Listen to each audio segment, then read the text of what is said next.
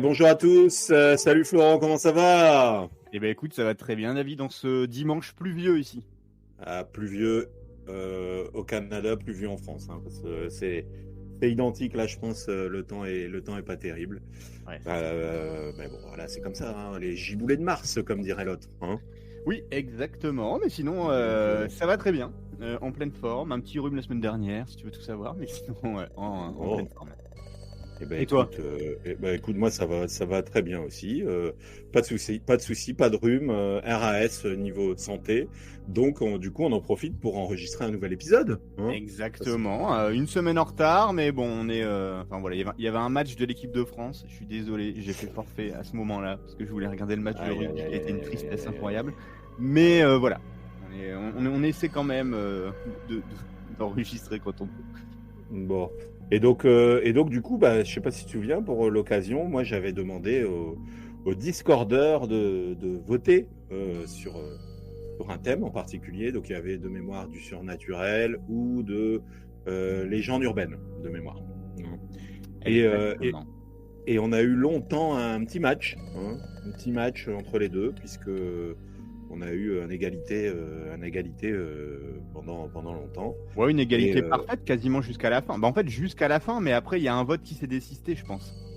Voilà, exactement. Et donc, c'est pourquoi vous avez choisi un sujet surnaturel. Hein. Un sujet surnaturel comme on les aime. Je veux dire, c'est un peu la nature de ce podcast. Ouais, moi je les aime bien, ces petits sujets surnaturels. Alors, je sais que toi, tu as lancé aussi un petit sondage, mais on aura l'occasion d'en reparler au moment où tu vas proposer ton thème. Oui. Mais voilà, c'était sympa de pouvoir fonctionner de la sorte pour une fois et de voir un peu ce qui vous plaisait. Donc, on a bien compris que tout ce qui était true crime, sujet surnaturel, etc., ça, c'était des choses qui vous plaisaient. Les sujets historiques aussi, hein, ça plaît pas mal, les sujets historiques.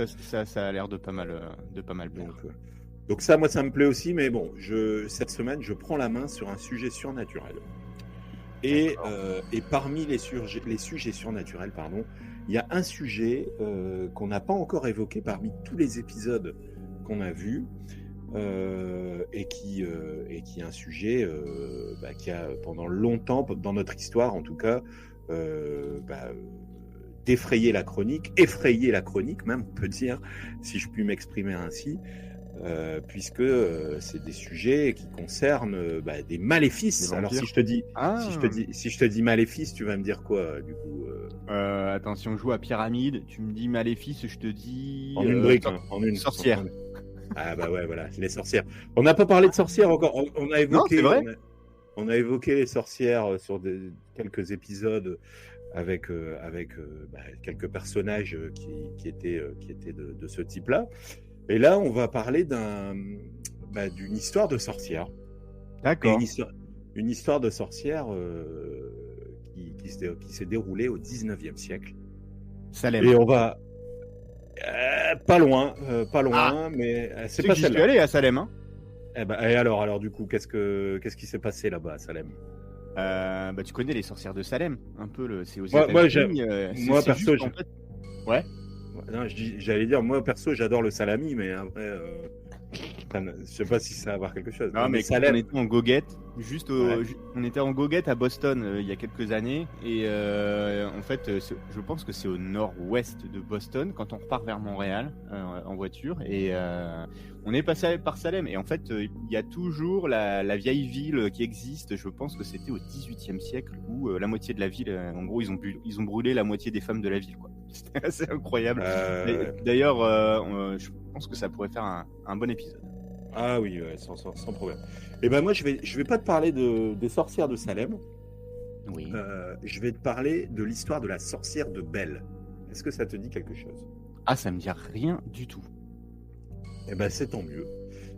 Puisque donc la sorcière de Belle, B-E-2-L, donc comme les cloches de mémoire. Hein, tout à fait. Qui est donc, pour te faire un petit contexte historique et géographique, donc Belle, c'est situé dans le sud rural des États-Unis. Okay. Plus précisément dans la région qui est connue aujourd'hui sous le nom d'Adams. Alors pour ceux qui sont dans le coin, vous pourrez du coup vous y rendre dans la région d'Adams, mais qui est dans le Tennessee. Là, on connaît mieux Tennessee. On a tous quelque chose en nous, le Tennessee. Je l'ai vu venir, mais ouais, bon voilà. Et donc on est au 19e siècle, et puis évidemment cette période elle est marquée par une société qui est agraire, hein, surtout dans cette région-là, avec des communautés très croyantes, très religieuses, et qui vont donc vivre un certain nombre d'événements qui vont se dérouler entre 1817 et 1821. Ok. On peut dire d'ailleurs que c'était encore une époque où on avait encore des frontières américaines en expansion et où il y avait encore aussi beaucoup d'autochtones, hein, on peut le dire, beaucoup d'Indiens, on va dire, dans le sens, c'est pas un très beau mot, hein, finalement. Je sais que par chez toi, les Indiens, il faut pas trop rire avec les Indiens, hein, de mémoire. Non, on appelle ça les Premières Nations ici. Voilà, les beaucoup Premières plus Nations. Respectueux, parce qu'effectivement, ils sont pas indiens. Enfin... mais effectivement, on appelle ça le peuple des Premières Nations. Et oui, effectivement, je pense que la guerre avec le Mexique, elle était pas loin dans le sud, et dans le nord, la guerre avec le Canada aussi. Elle était Tout à fait. Et donc dans cette région de l'Adams, dans le Tennessee, on a cette famille, la famille Bell, qui est originaire de Caroline du Nord, qui s'est installée donc dans le Tennessee pour essayer d'avoir une meilleure vie que dans leur Caroline du Nord natale.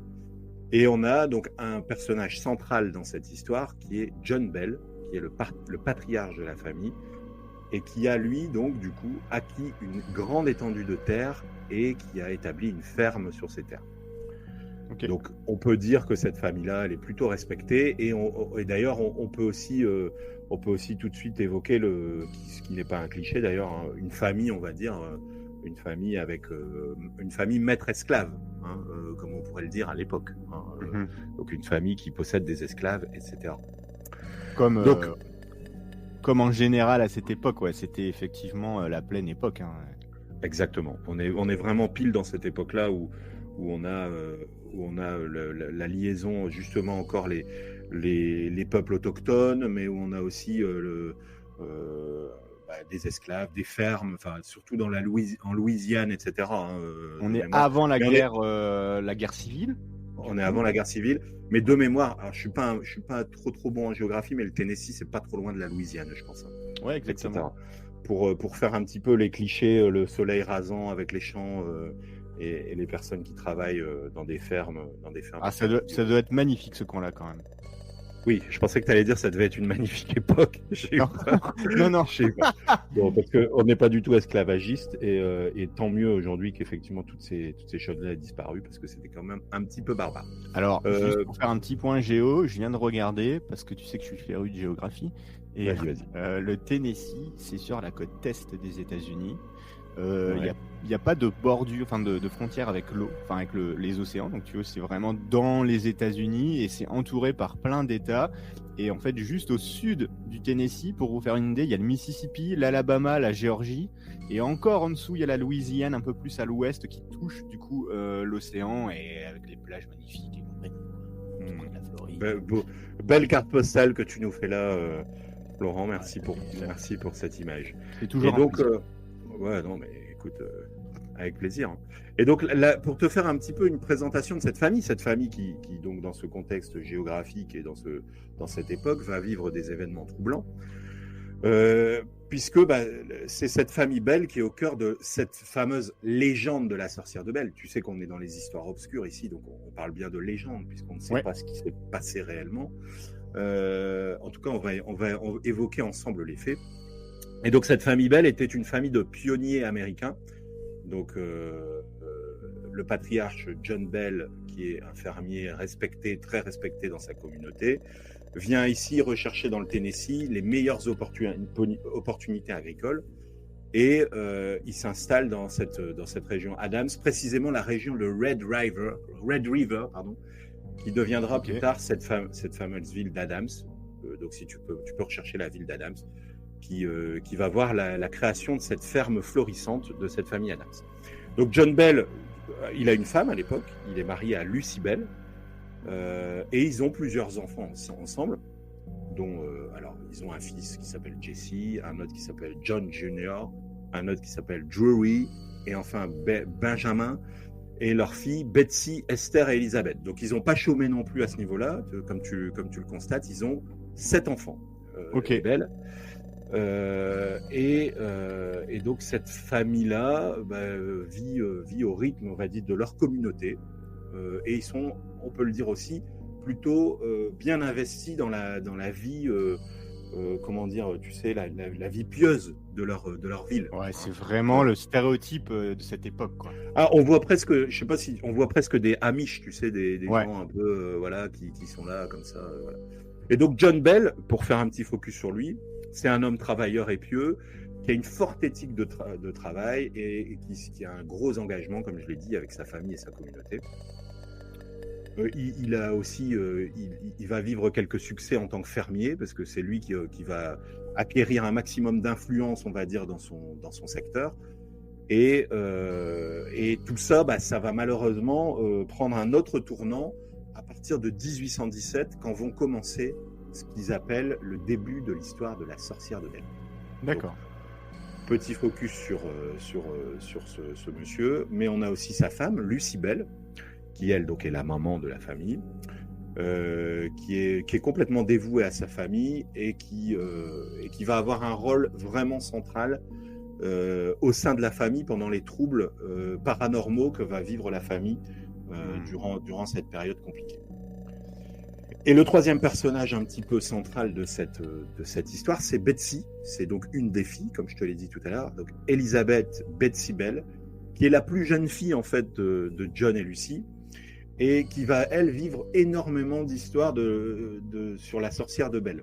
Elle est souvent d'ailleurs décrite, Betsy, comme étant la principale cible de l'entité surnaturelle.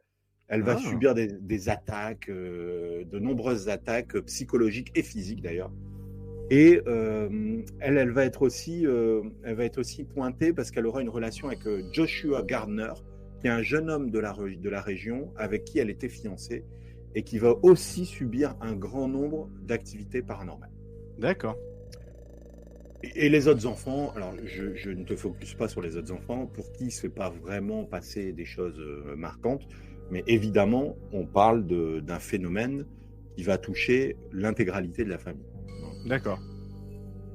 Et là maintenant, je vais te faire entrer aux origines de la malédiction. C'est parti. Parce que John Bell va rencontrer un jour une entité étrange. Et comment ça va se passer ? Eh ben, écoute, ça va se passer en 1817. Alors que John Bell inspecte ses champs dans la région rurale de Red River, donc dans le Tennessee, il aperçoit une créature inhabituelle qui va déclencher, selon lui, un certain nombre d'événements paranormaux. Donc je te décris un petit peu cet événement. On est une journée de 1817. John Bell se balade dans les champs. Et là, il dit rencontrer une créature remarquable et perturbante. Okay. Il décrit l'entité comme ayant le corps d'un chien et la tête d'un lapin. Alors moi perso, moi perso, je vois ça, je me marre. Déjà, j'avoue que ça a l'air plutôt ridicule, mais après, je me dis, ça doit être impressionnant. Imagine la taille d'un berger allemand avec une tête de lapin énorme, parce qu'en fait, un lapin, c'est sûr que c'est pas très redoutable parce que c'est petit, mais si c'est une grosse tête, quand tu vois ses dents et tout, ça peut quand même être remarquable, comme il dit. En fait, moi je vois ça, je lance une carotte, quoi. Et puis voilà, terminé. Alors, du coup, la vision de l'animal, qui lui paraît évidemment contre nature, hein. On connaît aucune espèce connue dans cette faune qui ressemble à une telle chose.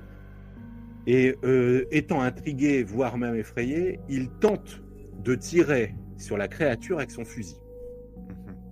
Mais, selon lui, cette entité disparaît mystérieusement, échappant à toute logique. Alors ça, c'est un truc qui m'impressionne toujours dans ce genre d'histoire de l'époque, mais peut-être aussi moderne. Je pense qu'on ferait pareil. C'est tu croises une créature que tu connais pas et tout, et en fait, tu prends ton flingue et t'essaies de le buter, quoi. C'est genre, non, je vais pas le laisser tranquille. Enfin, tu vois. Il est effrayé, mais il arrive quand même à sortir un fusil et à essayer de le buter, quoi. Bon, ouais, c'est. Ouais. Mais bon. Ok. Alors, en fait, ça signifie beaucoup cette première rencontre parce que ça signifie rétrospectivement quand on va du coup se rendre compte des nombreux malheurs qui vont toucher la famille Bell, on se rend compte que c'est vraiment l'élément déclencheur, enfin, selon lui, hein, toujours, hein, qui vient faire démarrer un petit peu tous ces événements surnaturels qui vont se passer dans le temps. Mhm. Peu de temps après cette rencontre, on a d'autres phénomènes étranges qui vont commencer à se produire autour de la propriété des Bell et qui vont marquer, donc, comme je l'ai dit, le début des événements paranormaux pour la famille et qui vont aller jusqu'à terroriser la famille. Hein. On est vraiment sur quelque chose qui est vraiment très très difficile à admettre pour la famille. On a parmi, avant de les reciter évidemment, mais on a des bruits inexplicables, des voix fantomatiques, des apparitions effrayantes, et on aura aussi évidemment des attaques physiques. Ouais, on est vraiment sur du surnaturel, quoi. C'est pas vraiment du sorcière et compagnie là pour l'instant. Alors, en fait, c'est exactement ce que je me suis dit quand j'ai lu cette histoire. En fait, c'est étrange puisqu'on parle de sorcière de Belle, mais alors la sorcière, tu sais, la sorcière, c'est avant tout quelqu'un qui, tu sais, dans l'imaginaire, on a l'impression d'avoir une vieille dame qui vient se manifester, etc. Mais c'est avant tout quelqu'un qui jette un malheur sur quelque chose, qui a un effet maléfique. Donc, je pense que cette légende, elle provient justement de se dire on était dans une famille où tout allait bien, où il y avait du succès, et là où on arrive avec des choses qui viennent bouleverser la bonne continuité de la vie sereine.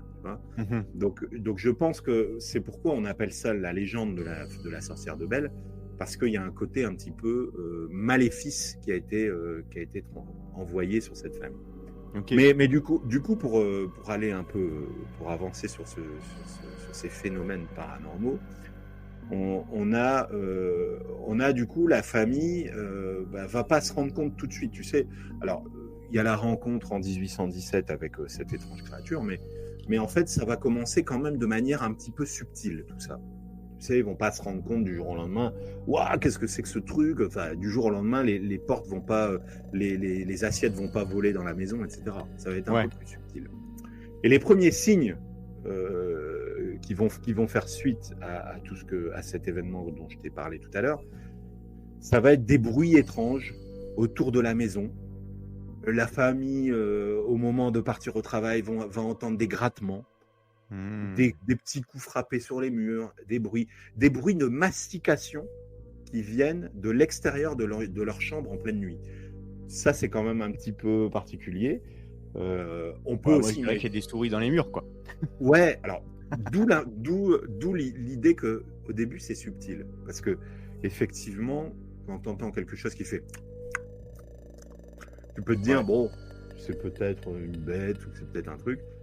Et tu penses pas au côté surnaturel des choses. Hein. Ouais. Et ces sons-là, ils vont commencer à s'intensifier et à devenir de plus en plus fréquents et de plus en plus forts au point de réveiller les personnes de la famille de leur sommeil. Mm-hmm. Là où l'activité va commencer à prendre une tournure un peu plus sinistre, c'est quand les membres de la famille Bell vont commencer à avoir des apparitions et des ombres mouvantes dans la maison. Des couvertures vont être tirées des lits pendant la nuit. Les enfants vont se plaindre de sensations de piqûres d'aiguilles et de gifles invisibles. Betsy... Je rigole, mais c'est vraiment pas drôle en fait. Betsy Bell, donc la fille dont je t'ai parlé tout à l'heure, elle est particulièrement ciblée par ces attaques. Elle souffre, elle, de violents pincements et de gifles de cette entité. Donc, on a aussi une communication qui va s'établir avec cette entité. Et ça, tu verras, ça c'est quelque chose qui est assez singulier. On en reparlera, mais au fur et à mesure que les manifestations deviennent plus intenses, l'entité derrière les phénomènes va commencer à communiquer avec la famille Bell. Tu sais, Ah ouais. alors elle va pas arriver, genre, tu sais, elle va pas taper sur les murs comme ça. Et coucou, c'est moi, l'entité. Ouais. Non, c'est pas ça, évidemment. Mais les communications vont prendre la forme de voix, quand même, faibles, presque inaudibles, qui se transforment graduellement en discours clairs et articulés. Donc là, on arrive sur quelque chose d'un petit peu plus flippant. Ouais, j'avoue que ça va crescendo au début, t'as envie de rigoler, de penser que c'est des souris dans les murs, ou le voisin somnambule qui est en train de manger une carotte derrière le mur, quoi. Mais je veux dire, après, là, ça commence à être un peu flippant, quoi. Exactement. Et donc, pourquoi on l'appelle cette fameuse sorcière de Bell? Parce que l'entité prétendait, dans ses communications, être l'esprit de la sorcière de Bell, qui venait exprimer sa vengeance contre John Bell pour des raisons qui a priori, sont complètement obscures, en fait. Enfin, ça, ils n'ont jamais défini pourquoi on s'attaquait à cette famille, plus qu'à une autre. Ok. Donc, tu l'imagines, l'effet sur la famille, elle a un impact considérable. Ouais. Mais pas que. En fait, à l'époque, en 1820, ces phénomènes-là vont avoir des répercussions sur toute la communauté environnante. Puisque bien qu'on n'ait pas les réseaux actuels, la nouvelle des événements paranormaux, elle va rapidement se répandre dans toute la région. Qui va justement, et ça aussi je trouve ça singulier, attirer l'attention de voisins curieux et de visiteurs. Donc, tu t'imagines, on est en 1820, il y a des événements paranormaux, et déjà à l'époque, il y a déjà des gens qui viennent en pèlerinage, alors même que les événements paranormaux se déroulent encore. Ouais. Les gens viennent encore en pèlerinage, viennent déjà en pèlerinage pour voir ce qui se passe dans cette maison. Donc ça, c'est un petit peu étrange. Ouais, carrément. Et donc, là aussi, chose inédite, parmi les visiteurs notables, on compte un futur président des États-Unis. Mais non. Et si, qui va... alors là t'es balèze. Hein. Si tu me le sors, honnêtement, moi, je ne le connaissais pas. Mais en tout cas, on compte parmi les visiteurs quelqu'un qui s'intéresse personnellement et qui va même enquêter personnellement sur les phénomènes de la famille Bell et qui devient futur président des États-Unis, c'est Andrew Jackson. Donc, inconnu au bataillon. Inconnu au bataillon. Écoute, moi, je ne connais pas ce monsieur, mais il a quand même été président des États-Unis, ce qui est fort. Et donc, voilà. De 1829 à 1837, je vois. Donc ouais, vraiment très très proche de cette histoire, quoi. Quelques années après, il va être président. Et voilà, 10 ans après, il va devenir président des États-Unis. Incroyable. Incroyable. Ouais. Franchement, c'est comme si on disait, je sais pas, Valéry Giscard d'Estaing qui aurait été au château de Vos enquêter sur c'est drôle, hein. sur Lucie, pardon. Tu vois, ouais. C'est incroyable. Et donc, on va un petit peu s'attarder sur ce qui nous intéresse le plus dans cette histoire. Bah, je te le donne en mille. L'agriculture. Hein. Ah, non, je plaisante. On passe d'ailleurs un bonjour à tous nos amis agriculteurs. Hein, ouais, exactement. Force à eux. Voilà, force à eux. Mais là, du coup, on va s'intéresser surtout aux phénomènes et manifestations surnaturelles. Et on va essayer de décrire un petit peu ces phénomènes parce que ils sont assez singuliers. Donc, je te disais tout à l'heure que parmi ces phénomènes, on avait notamment des bruits étranges. Et on a des grattements, comme si quelqu'un vient gratter les murs de la maison. On a des coups, des personnes qui vont souvent frapper, des coups qui vont être décrits comme parfois des coups très faibles, des petits coups, parfois des coups très forts, et qui vont résonner dans les murs et les planchers, alors même que rien autour ne laisse à penser qu'il ne puisse y avoir de coups. Et puis, comme je te l'ai dit tout à l'heure, des bruits de mastication, des sons qui évoquent quelqu'un qui mâche, qui grignote, notamment autour des zones où la famille va dormir. Mais aussi, on a les apparitions des ombres mouvantes.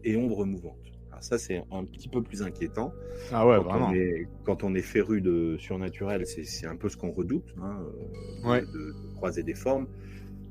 Et comme je te l'ai dit, les sons, c'est vraiment ce qui vient préfigurer un petit peu toute cette histoire de la sorcière de Belle, mais ce qui monte en pression un petit peu toute la famille, c'est justement de commencer à voir des ombres qui viennent bouger, des silhouettes floues qui vont être aperçues dans les coins des pièces. Alors ça, franchement, moi, c'est le truc qui me fait flipper. Ça, je pense que c'est parmi le summum, quoi. C'est jump scare dans les films d'horreur, ça. Ouais, c'est assuré. Et donc, ou alors, ces ombres, elles viennent traverser les couloirs. Là encore, hein, évidemment, on est dans le champ lexical de l'horreur, hein, clairement. Ouais. Mais il n'y a pas que des ombres et des silhouettes, il y a aussi des lumières inexplicables. Et ce qu'on appelle des orbes, alors vous connaissez ça ici, les orbes, ce sont un petit peu des faisceaux lumineux qui bougent très rapidement. D'ailleurs, souvent les orbes, on vient un peu dire que c'est plutôt résolu là, le fonctionnement des orbes. Certains disent que finalement les orbes ne sont ni plus ni moins que les reflets des lentilles des appareils avec lesquels ils sont filmés. Mais bon, on est quand même en 1820, donc bon, a priori à l'époque, hein, il n'y avait pas trop d'appareils pour filmer ou pour photographier.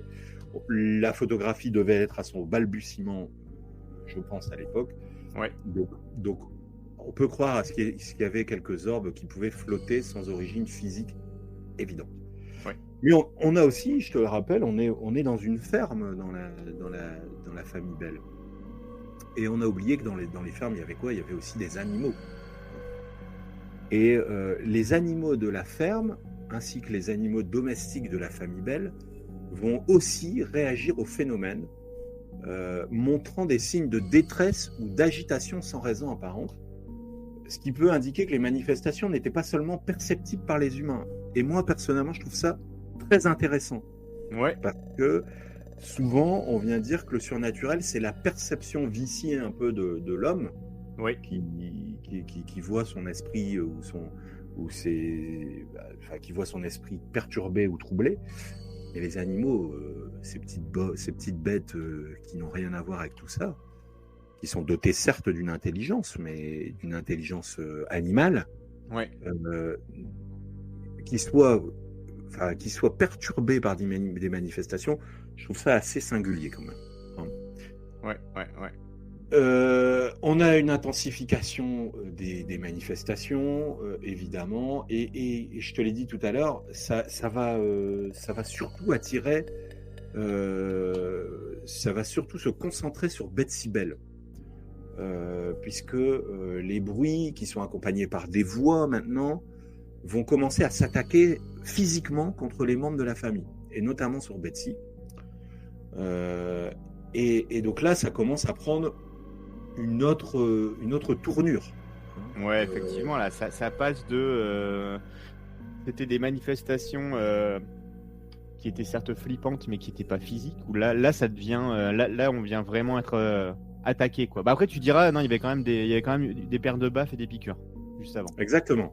Et donc, justement, pour revenir sur les quelques manifestations physiques, sur la violence physique qu'a subi les membres de la famille Belle, on a, comme je te l'ai dit, des pincements et des gifles. Betsy, elle se prend des tartes, concrètement. Incroyable. Là, je trouve ça, quand même, je rigole, mais c'est quand même terrible. Ah, mais j'avoue que te prendre une tarte en pleine nuit, bon, ça... Ouais, c'est pas... En fait, j'ai l'impression d'être dans un Indien dans la ville, quoi. Ouais, exactement. Exactement, ouais, tout à fait. Mimicikou, etc., quoi. Ouais. Et donc Betsy, elle est la cible, hein, clairement. Elle se prend des claques, elle se fait tirer les cheveux par une force invisible, ce qui lui laisse des traces, des marques visibles et des douleurs. Hein. Ah ouais, quand même. Elle en souffre. Mais on a aussi John Bell qui va rapporter parfois des sensations d'être étranglé, avec des épisodes où sa langue va être paralysée par une force inconnue, ce qui lui permet plus de parler et ce qui lui permet quasiment plus de respirer. Donc, compliqué pour la famille, ça, effectivement. Ouais, ça peut ressembler à des troubles aussi neurologiques ou je sais pas, j'imagine, mais... Effectivement, si on devait s'arrêter sur... alors, La claque, j'ai un peu plus de mal quand même à la... Ouais, la claque, j'ai vraiment du mal à l'expliquer aussi, ouais. Ou alors, elle avait des frères qui étaient quand même un petit peu taquins, qui, tu sais, se mettaient derrière, lui mettaient une claque et hop, partaient en sifflotant. Ouais. Mais oui, John Bell, tout à fait, tu as raison de signifier. Ça pourrait aussi être le début d'un AVC, par exemple. Hein. Ouais, exactement. Cependant, ce qui est quand même difficile à expliquer, c'est pourquoi il revient dans un état normal après, tu vois. Alors, ouais. Je suis pas un expert dans ces troubles-là, mais non, moi non ça plus. peut exister, mais bon, néanmoins, c'est quand même un petit peu étrange. Et enfin, on a des membres de la famille qui vont ressentir des coups, qui vont se ressentir être poussés parfois, ou alors à subir des pressions physiques sans jamais avoir personne à leur proximité. Ça c'est un petit peu étrange également. Ouais. Et enfin, comme je te l'ai dit, pour détailler un petit peu ces troubles surnaturels, on a enfin des manifestations audibles. Et on a des voix qui démarrent par des murmures inintelligibles, mais qui se transforment en voix claires, capables de tenir des conversations, de chanter des hymnes religieux, de réciter des passages de la Bible, et même d'imiter les voix des personnes de la communauté. Ces voix semblaient parfois venir de plusieurs endroits à la fois. Alors là, ouais, c'est fort quand même. Hein. Là, c'est, là, c'est méga balèze. Dans tout ce qu'on a raconté dans ce podcast, je pense que c'est vraiment un level, du gros level quand même. Ah, la sorcière de Belle, là, elle a mis le niveau très haut. Ouais. Alors, ouais. Ce qui nous fait, puisque nous sommes des personnes rationnelles, ce qui nous fait toujours un peu ramener les pieds sur terre, c'est de se demander comment on peut en arriver là. Hein, comment on peut arriver à entendre des choses comme ça et comment on pourrait l'expliquer. Et bien là, honnêtement, on essayait de se dire, il peut y avoir un AVC, il peut y avoir de famille. Là, à moins d'une mascarade, ce qui est possible aussi, hein, une grosse mascarade avec des personnes qui justement veulent attirer un peu l'œil sur leur ferme. Encore que, il faut justement se dire à qui profite le crime. Donc, oui, c'est est-ce qu'il y avait un profit justement à attirer l'œil de la communauté sur cette famille Belle? Je ne sais pas pour le moment. Mais voilà, on est sur des choses qui vont, comme je l'ai dit tout à l'heure, qui vont attirer du monde pendant l'histoire elle-même. Tu vois, donc c'est quand même déjà très fort en soi. Et donc, les phénomènes paranormaux sont tels que, effectivement, comme tu le dis, on n'a jamais évoqué des trucs aussi violents, aussi terrorisants. Parce que moi, perso, je suis dans mon lit, je commence à entendre une voix qui récite des passages de la Bible, ou qui commence à chanter des hymnes religieux. Je mets pas la main sur le cœur en chantant avec lui. Hein. Non. Non, pas du tout. Je prends mes clics et mes claques et je cours jusqu'au moment où je me prends un mur, à mon ami. Ouais, donc, mais en fait, c'est surtout que moi, je me dis, alors, ok, on est en 2024 là, mais c'est moi avec, je pense, avec 1/10 de ce qui leur arrive, je pense que ça fait longtemps que je me suis barré. Enfin, clairement. Alors après, je sais que c'est, ben voilà, c'est les années 1800 et quelques, c'est leur ferme, c'est leur terre et compagnie, c'est galère. Enfin, tu sais, genre, ils peuvent pas aller se chercher un logement social ou, je sais pas moi, aller, enfin, tu sais, se construire une ferme juste à côté, c'est sûr. Mais je sais pas toi, mais moi, 1/10 de ce qui arrive, je pense que même sans abandonner, aller vivre ailleurs, je vais certainement vivre un petit moment dans la famille pour me recentrer, quoi. Pour décompresser. Alors, après, nous, on rapporte toujours ces faits à aujourd'hui. Oui. Parce qu'on est en 2024 et qu'aujourd'hui, en 2024, il y aurait ça. On serait... ça serait incroyable. Enfin, ouais. Mais on est en 1820, pardon, et à cette époque-là, il y a quand même une grande croyance déjà religieuse, c'est sûr. Une pression communautaire, enfin, des gens qui vivent dans un huis clos quasiment. C'est pas la même société, petite ville. Et donc c'est clair que, alors ça les interpelle, mais je pense que quelque part eux, ils se disent comment on va pouvoir rectifier le tir pour justement à ce que tout ça disparaisse, tu vois. Ouais. Un peu comme si un exorciste venait et puis exorcisait un peu le truc. Et d'ailleurs, alors je vais peut-être faire une réflexion qui n'a pas de sens, mais j'ai quand même le sentiment, je sais pas si ça serait pas la première, David.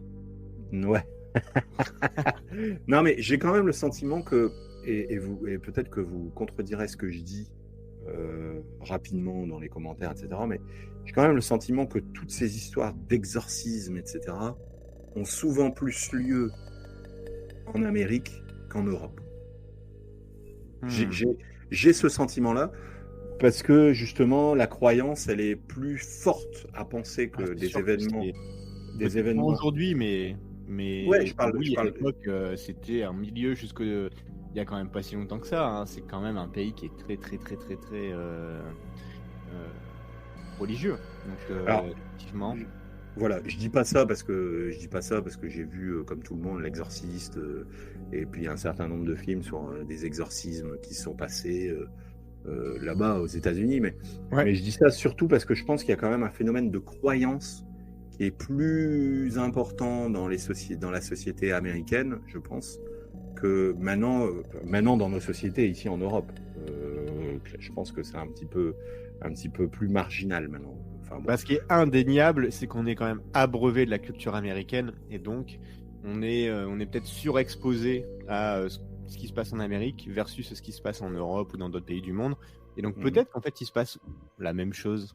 En tout cas, il s'est passé dans le passé les mêmes choses chez nous. Enfin, on a quand même brûlé pas. Je pense qu'on était pas mal en compète de brûler des sorcières. Mais il y a longtemps.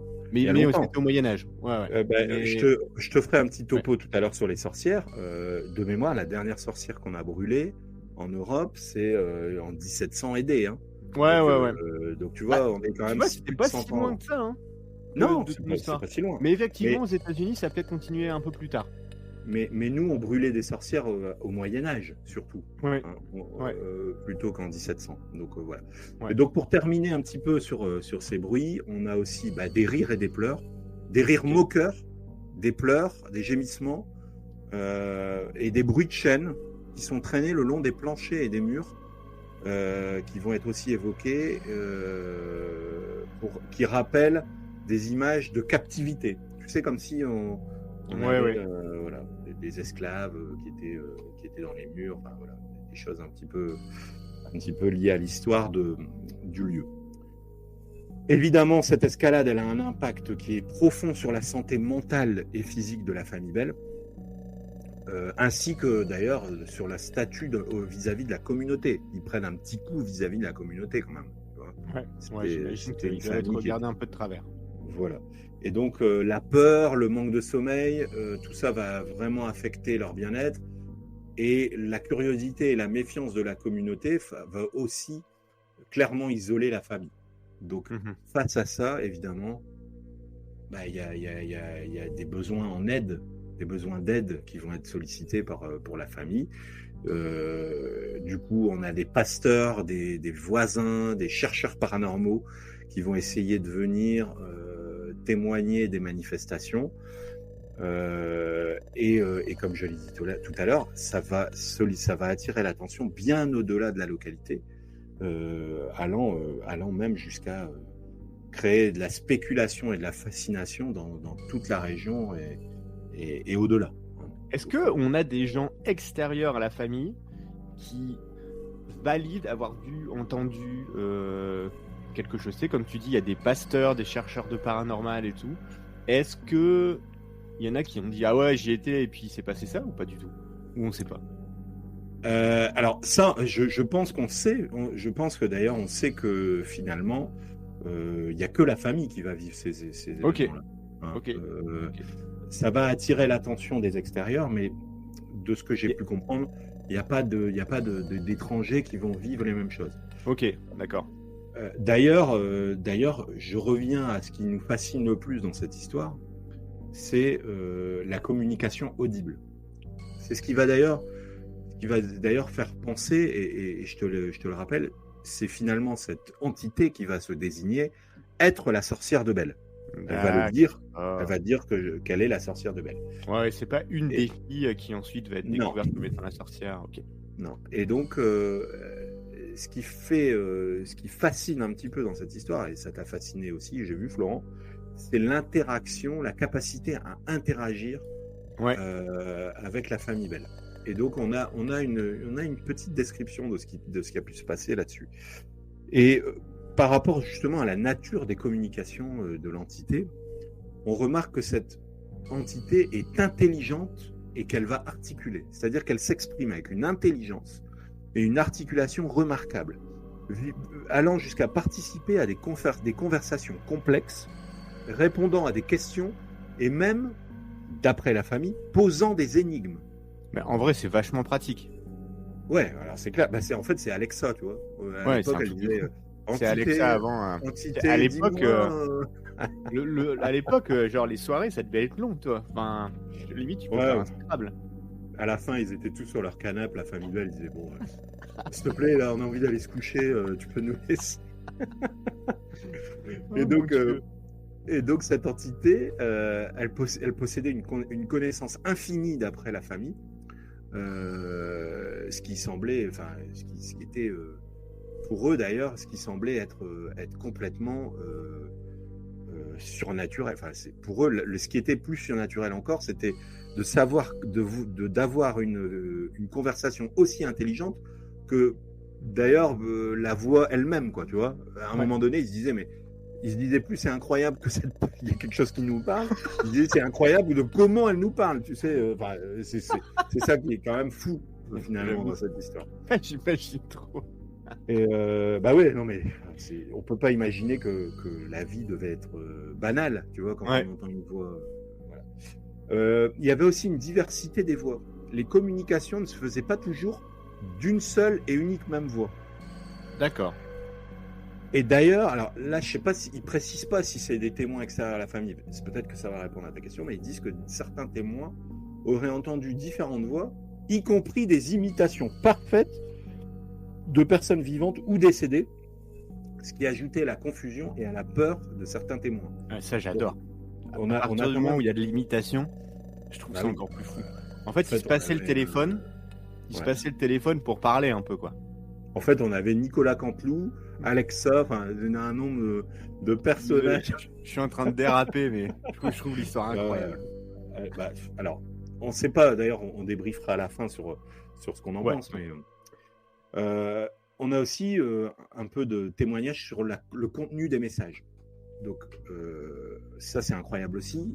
Certains messages vont prédire et révéler certaines choses. L'entité, elle fait plusieurs prédictions sur l'avenir et va révéler des informations que seuls certains individus pouvaient connaître, ce qui va grandement impressionner ceux qui interagissent avec elle. On a aussi des conseils et avertissements. Parfois, l'entité offre des conseils ou avertit d'événements futurs ou de situations personnelles agissant finalement comme un oracle, quoi. Bien que finalement on sait pas, on connaît pas la réalité de ce qui va se passer ou pas. En tout cas, on aura peut-être une idée de ce dont éventuellement elle a pu dire vrai ensuite. Et enfin, elle va provoquer et se moquer. L'entité, elle se montre provocatrice vis-à-vis des membres de la famille, ce qui va justement exacerber un peu la peur au sein du foyer. Donc voilà un petit peu les méthodes et les caractéristiques de cette voix qui vient interagir avec la famille. Et on a aussi l'idée que d'après la famille, la voix communiquait également avec les animaux. Elle influençait les animaux. Alors, je ne sais pas de quelle manière, c'est pas précisé, mais peut-être en disant aujourd'hui les vaches vous donnez pas de lait, quoi. Bon, tu vois. Wow. Un truc dans le genre. Bon. C'est quand même vraiment balèze. C'est balèze, hein. Effectivement, c'est balèze et donc on a forcément après tout cet état des faits qui vient troubler cette famille Belle, on a forcément les effets sur la famille. Hein. Oui. Puisque on parlait d'attaques physiques, on parle de perturbations constantes, On parle de, enfin voilà, le bien-être de cette famille, il est complètement dévasté, quoi, on peut le dire. Ouais. Et donc on a, comme je te l'ai dit, des blessures physiques, notamment sur l'une des filles, Betsy, et John Bell qui commence à souffrir des crises neurologiques et d'un état de faiblesse qui va rapidement s'aggraver. Forcément, on a des troubles du sommeil qui viennent aussi achever un petit peu la famille, puisqu'ils sont constamment troublés, perturbés pendant la nuit. Bah attends, tu sombres dans la folie. Hein. Alors du coup, on sait pas dire qui de la poule ou de l'œuf, tu vois. Est-ce que c'est les troubles du sommeil qui vont générer les hallucinations, ou est-ce que c'est l'inverse? On sait pas ça, tu vois. C'est déjà un premier constat qu'on peut faire, tu vois, nous en tant qu'extérieur. Ouais. Et le climax, je dirais, de tout ça, c'est le décès de John Bell. Ah, ok. Voilà. Donc, John Bell va mourir en 1820. Alors, il avait quel âge? D'après, alors attends, je peux pas. Tu peux peut-être regarder quel âge il avait. J'ai pas l'info là. Mais alors beaucoup pensent qu'il est mort directement à cause de l'influence de la sorcière. Mais selon d'autres, il serait mort d'une longue maladie, et puis encore d'autres pensent qu'il s'est empoisonné, qu'il a été empoisonné par la sorcière. Donc, il est quand même mort à 70 ans. Ouais, donc bon, c'est pas scandaleux. C'est pas vieux, mais c'est pas jeune non plus, quoi. Ouais. Pour revenir un peu à cette circonstance-là de la mort, John Bell, lui, souffre. Donc il meurt à 70 ans, comme tu le dis, certes, mais il va souffrir pendant plusieurs années de maladies mystérieuses qui vont s'aggraver avec le temps. Les symptômes de cette maladie, c'est des spasmes nerveux, un gonflement de la gorge et une difficulté à avaler. Donc on pourrait dire, à l'époque le niveau médicinal, il n'est pas ce qu'il est actuellement. On peut dire que c'est quasiment un cancer de la gorge, quoi, qu'il avait. Une difficulté à avaler, on peut faire, je ne suis pas médecin, mais on peut tenter un petit diagnostic en évoquant ça. Et il va plus savoir manger, en fait, John Bell. Donc forcément, il va s'affaiblir, et forcément, comme je l'ai dit tout à l'heure, qu'est-ce qui va provoquer quoi? Forcément, il est gravement malade, plus ces soupçons de surnaturel, de sorcière, etc., ça va pas l'aider, hein, clairement. Ouais. Je veux dire, si tu es gravement malade et que tu as une voix qui te parle, bon, tu peux peut-être quand même sombrer peu à peu dans la folie et dans la maladie. Ouais. Cependant, on a quand même, il y a quelque chose qui va un peu perturber l'univers de cette famille Bell à l'époque. C'est qu'à la mort de John Bell, on va retrouver une fiole qui contient un liquide inconnu qui va être retrouvé dans la maison. Ah ouais. Et alors, tu vas me dire là que c'est un truc incroyable. je vais pas. Mais c'est incroyable en vrai. C'est du LSD. L'entité, donc la sorcière de Bell, aurait à l'époque revendiqué la responsabilité de la mort de John Bell. Mais non. Affirmant avoir donné le contenu de la fiole à Bell. Et donc, ils ont évidemment tenté de vérifier cette affirmation de l'entité. Ouais. Une petite dose du liquide a été administrée à un chat. Et figure-toi que le chat serait mort instantanément. Ce qui aurait confirmé à l'époque les soupçons du poison administré par la sorcière. Oh, waouh. Ok. Bon, là, ça c'est... Là, c'est fou. C'est fou. Ouais, ça va... En fait, depuis tout à l'heure, je te dis là, ça va loin, mais... Ça va toujours plus loin. C'est un truc de fou. Et encore, je t'ai pas parlé du moment où les extraterrestres vont atterrir dans la Ah ouais, mais moi, j'attends ça. Hein. Ouais. Alors, les conséquences et les réactions suite à la mort de John Bell, elles sont perçues clairement comme un acte final de vengeance de l'entité contre lui. Puisque, je te le rappelle, l'entité a déclaré clairement qu'elle venait se venger de John Bell. On ne sait pas pourquoi. Mais en tout cas, voilà, c'est acté.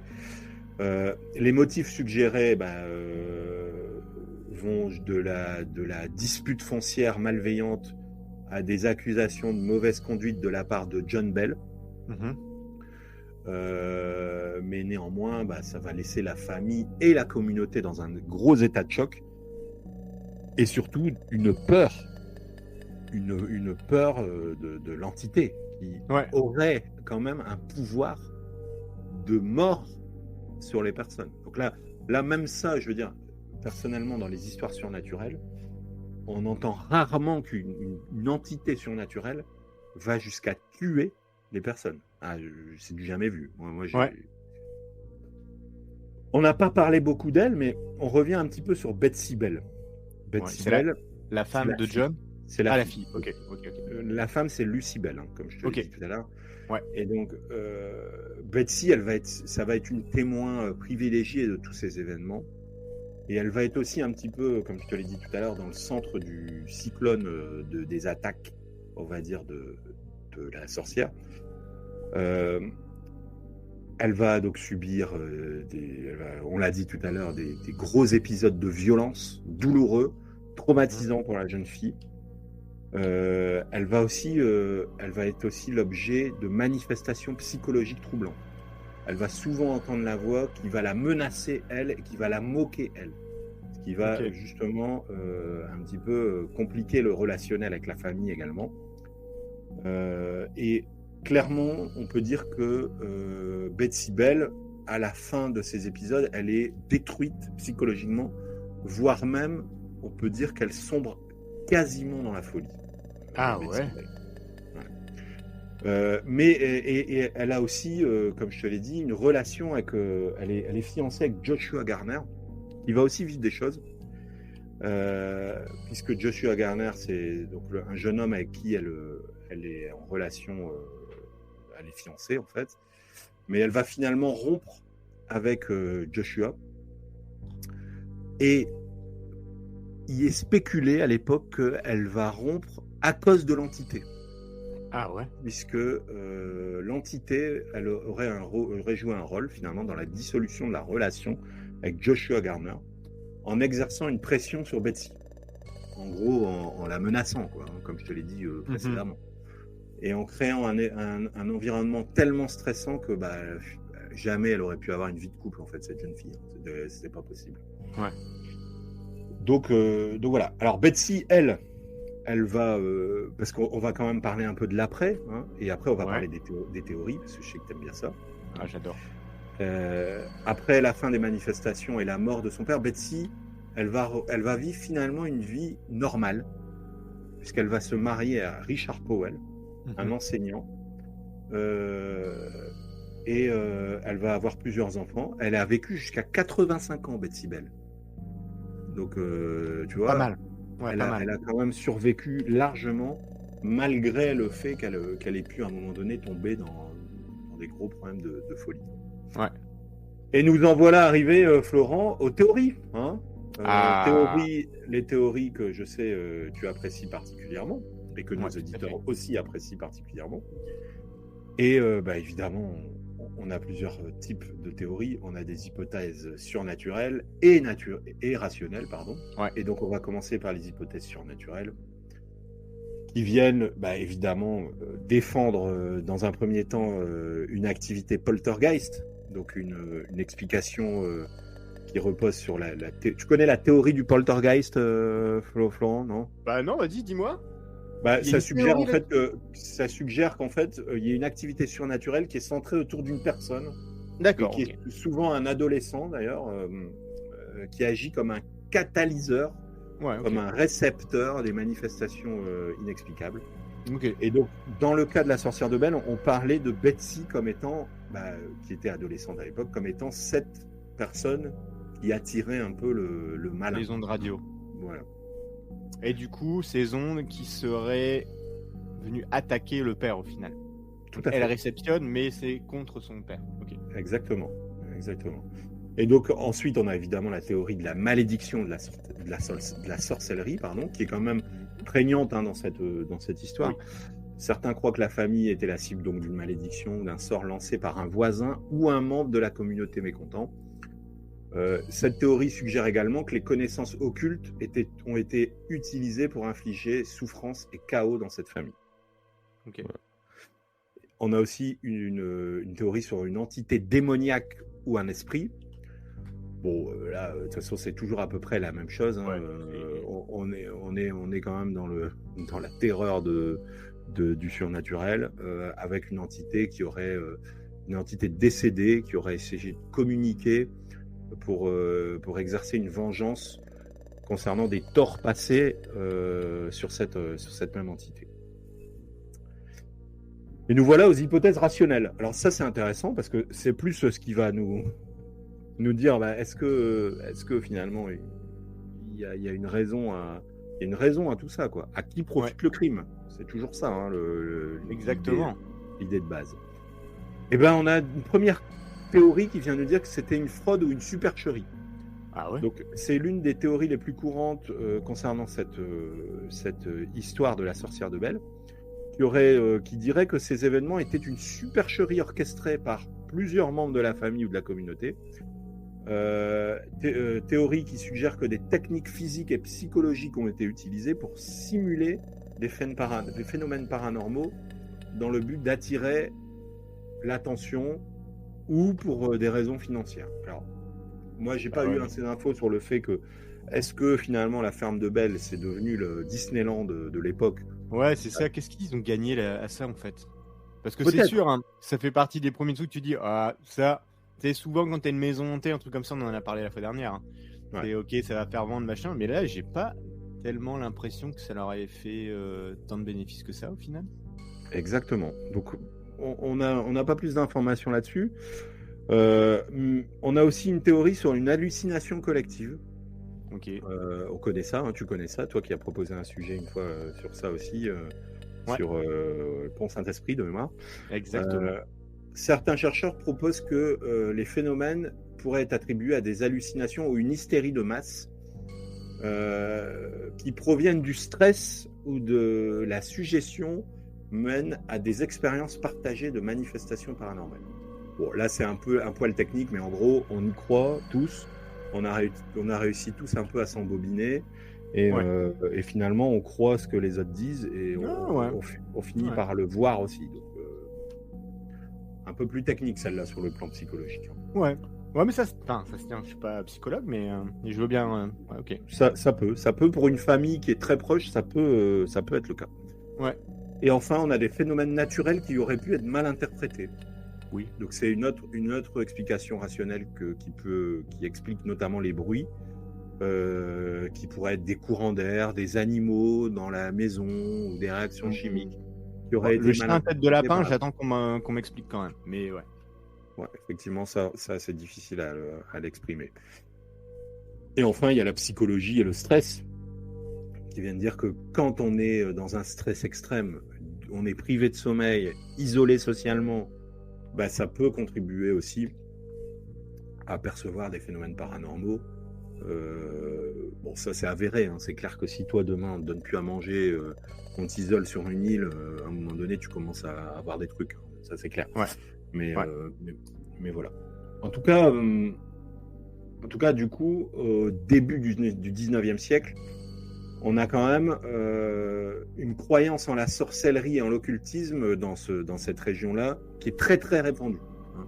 Et donc c'est pourquoi aussi on vient justement évoquer cette théorie-là qui aurait pu être une théorie qui était justement la théorie de cette histoire de la sorcière de Belle.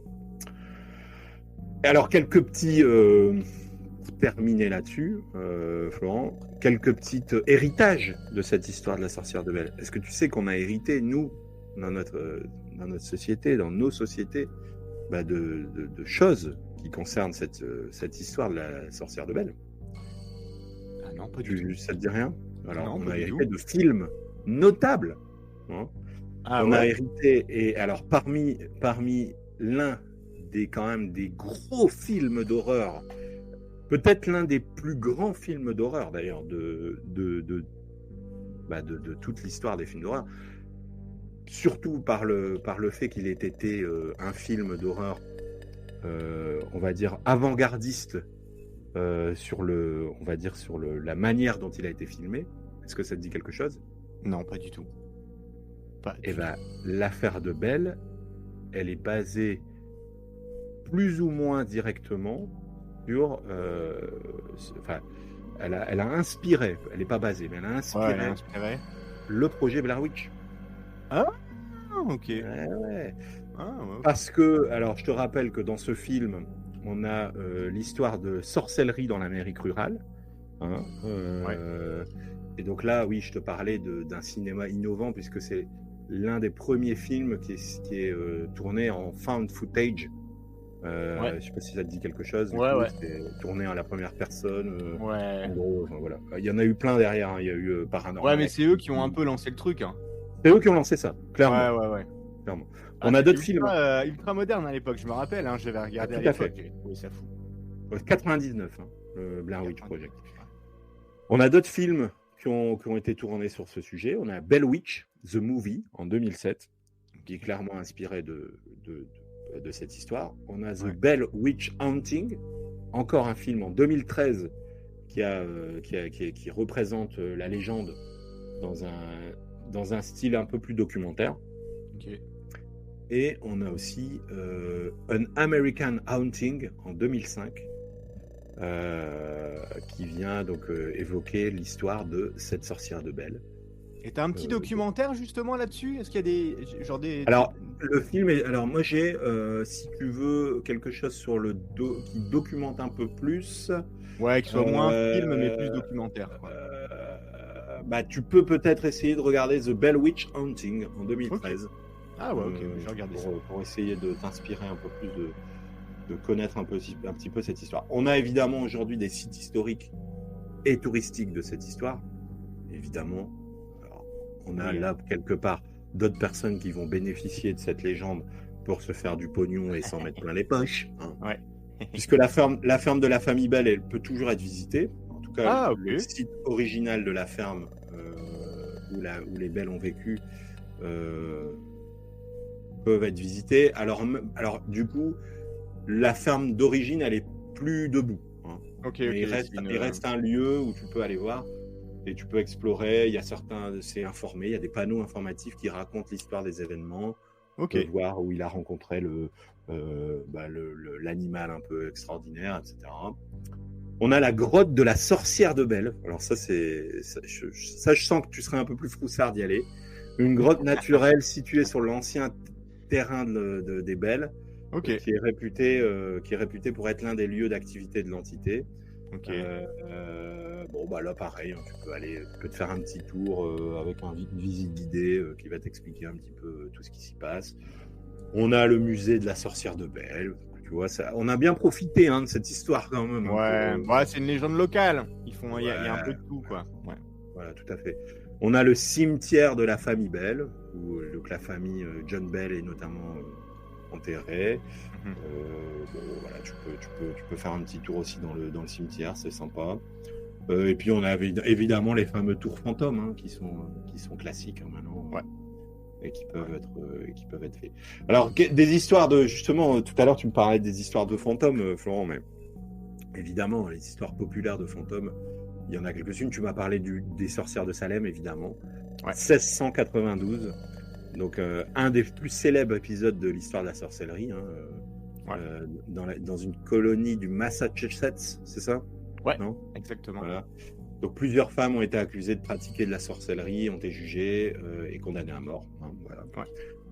On a les sorcières de Endor. Endor, alors E-N-D-O-R, hein, pas Andorre, Andorra la Vella, mais Endor, Endor.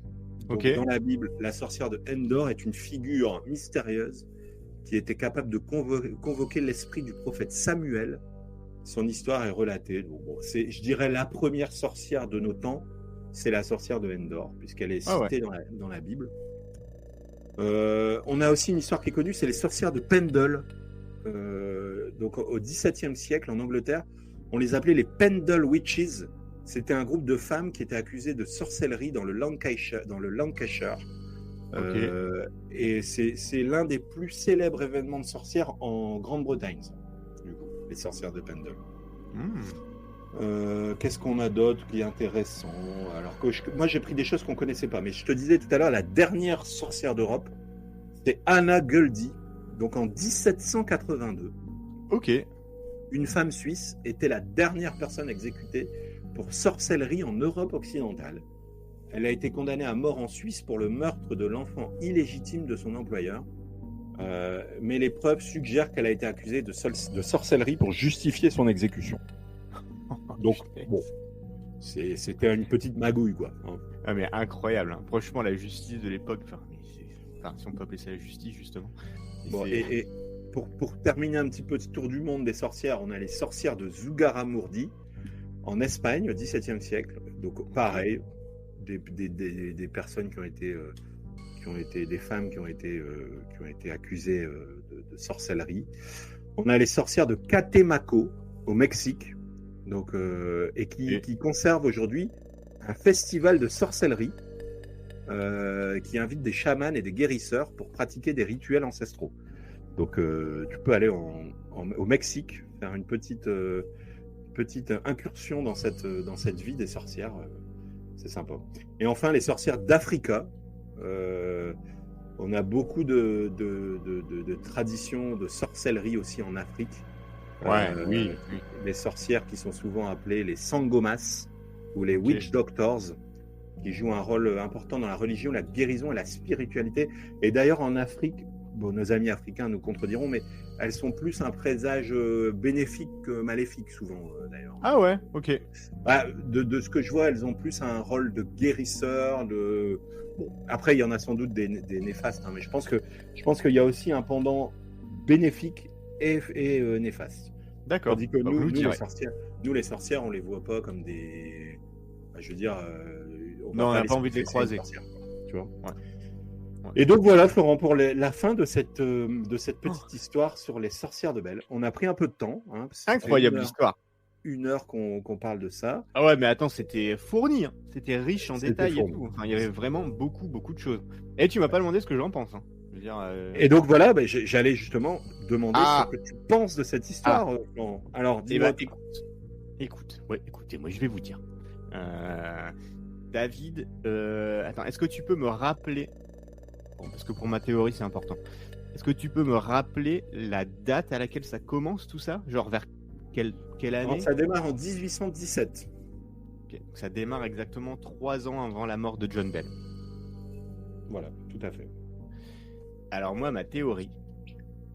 Alors déjà, je voudrais commencer par dire que... bon, on se marre que les enfants, ils se prennent des baffes et compagnie. Oui, c'est pas drôle. En fait, en vrai, si c'est vrai, c'est vraiment pas drôle. C'est juste que bon, on a quand même un petit peu de mal à croire ce genre de choses. Donc voilà, mais voilà, effectivement, si c'est vrai, c'est pas très drôle. Ceci étant dit, moi ce que j'en pense, c'est que moi je me demande si c'est pas John qui a commencé à avoir des problèmes neurologiques et des problèmes, on va dire, c'est ça, problème neurologique, une tumeur au cerveau, une tumeur, enfin tu sais, elle commence à être tuméreux et compagnie. 3 ans avant sa mort, ça peut ressembler à quelque chose qui commence à se développer à cette période, et donc il commence à voir ou ressentir ou avoir des, en tout cas a pu agir normalement, et ses enfants étant en bas âge, genre Betsy, elle est née en 1806, donc elle avait 10 ans. Richard en 1811, il avait 6 ans à cette époque, ultra influençable et compagnie, qui tu sais, genre ils le savent pas que leur père il est malade, qu'il a des problèmes neurologiques et compagnie, c'est normal pour eux, le père il voit, il entend ça et ça, bah les enfants, tu sais, tu l'as dit, tu penches sur l'hallucination collective, quoi, qui est hallucination collective des enfants qui sont influencés par le père, qui a des problèmes de santé qui vont s'aggraver de plus en plus, et c'est pour ça peut-être que ça va aller crescendo et compagnie. Alors effectivement, ça explique pas tout. Ça explique pas notamment l'épisode du chat et de la fiole de poison. Bah alors moi je me demande si ça serait pas la femme de John qui commence à comprendre que son mari il est en fin de vie et qu'il en peut plus et compagnie.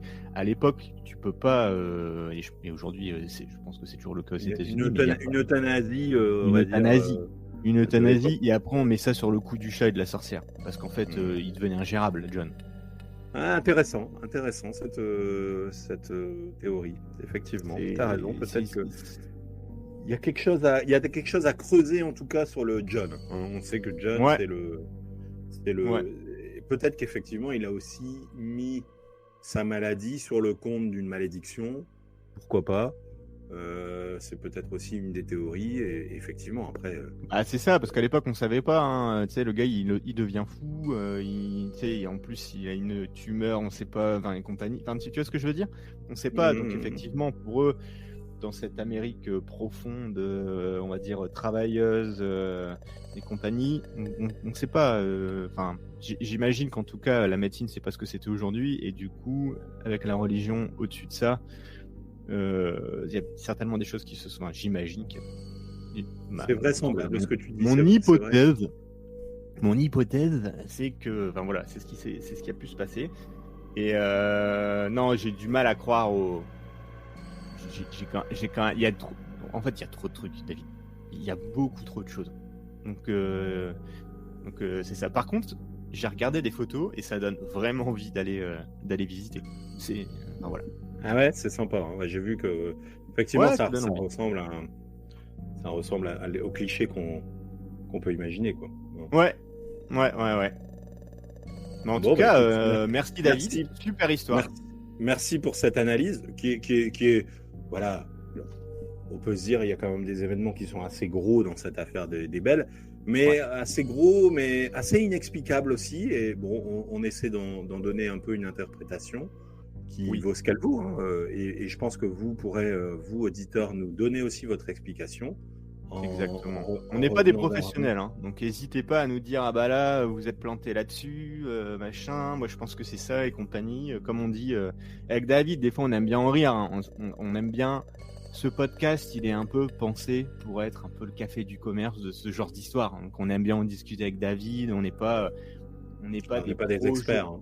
Voilà, on n'est pas des journalistes non plus. Donc voilà, mais donc. N'hésitez vraiment pas à nous dire ce que vous en pensez. D'ailleurs, David, sur quelle plateforme on peut nous faire du feedback? Alors, vous pouvez déjà venir nous rejoindre sur Discord pour échanger directement avec nous. Mais vous pouvez aussi nous écouter sur Spotify, sur Deezer, sur Apple Podcast, sur plein d'autres choses. Et puis, évidemment, nous remonter un peu tout ça sur YouTube, sur Facebook, etc. Hein. C'est Affaire Obscure, évidemment, le nom de code. Exactement. Et puis, si vous avez aimé cet épisode, n'hésitez pas à vous abonner au podcast ou alors à notre chaîne YouTube et compagnie. Ça nous fera plaisir. Voilà. Et écoutez, en tout cas, c'était pour moi un plaisir de vous présenter. Ma question rituelle avant de nous laisser, Florent. Alors, j'ai vu que c'était un sujet historique qui allait sortir. Est-ce que tu en sais un peu plus ou pas? Tout à fait. Alors, vous avez été nombreux. Alors, je ne sais pas, David, si toi, tu vas aussi lancer sur Discord un sondage, mais vous avez été nombreux à répondre. Moi, j'avais proposé combien de sujets? 4 sujets différents. J'avais proposé soit un true crime, soit un mystère digital, un peu à la, si tu te rappelles, Lake City Quiet Pills. J'avais proposé un sujet historique aussi, et enfin j'avais sinon proposé un sujet plutôt classique, on va dire fantôme, lieu hanté et compagnie. Tu remarqueras que j'avais pas mis ovni. Et vous avez été pas mal à voter, et c'est le mystère historique qui a été choisi. Donc loin devant le true crime, la légende digitale et les fantômes. Donc excellente idée. Des mystères historiques, il y en a des milliers. Et pour te donner un indice sur le sujet que je suis en train de préparer, ça va se passer dans un pays froid. Voilà. Oh, d'accord. Voilà. Okay. Exactement. Un sujet, un mystère historique glacé, on va dire. Bon, écoute, on a hâte. On a hâte d'entendre ça. On fait beaucoup de bons États-Unis, Europe, tropique, si j'ai bien compris. On va aller un peu plus vers la Scandinavie. Hein, peut-être l'Antarctique. Je ne connais pas les. Exactement. Je ne connais pas Je ne connais pas les mystères de l'Antarctique, mais qui sait. Eh ben, écoute, merci en tout cas pour tout ça, Florent. Et puis, Merci à toi d'avoir préparé ton sujet. Il était vraiment, moi, je connaissais pas, j'ai vraiment adoré. voilà, je pense que c'est un sujet qui est pas hyper connu. En tout cas, je pense. Moi, je le connaissais pas trop. J'ai découvert. Et donc, n'hésitez pas à réagir. Et puis, on se retrouve en tout cas prochainement pour un nouvel épisode des Affaires Obscures. Merci à tous et bonne journée et bonne semaine à tous. À bientôt. Salut Florent. Salut David, merci à tous pour votre écoute. À très bientôt.